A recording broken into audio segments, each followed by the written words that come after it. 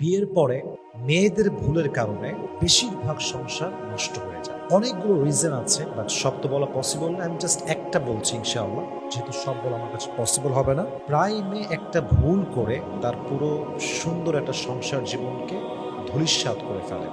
কারণ মেয়েরা ন্যাচারালি খুব ইমোশনাল হয়, আবেগী হয়।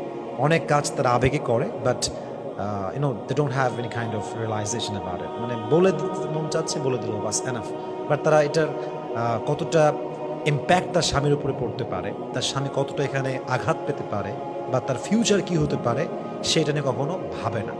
তো আমি দেখেছি বেশিরভাগ মেয়েদের সবচেয়ে বড় ভুল যেটা মেয়েরা করে, বিয়ের পরে মনে করেন যে প্রথম রাত বা দ্বিতীয় দিন বা থার্ড ডে যখনই হোক, স্বামীকে তার অতীতে যা যা হয়েছে, মজার ছলে হোক, সিরিয়াস মুডে হোক, সব বলে দেয়। হ্যাঁ, যে আমার আপনার আগে ২টা রিলেশনশিপ ছিল, ৩টা রিলেশনশিপ ছিল।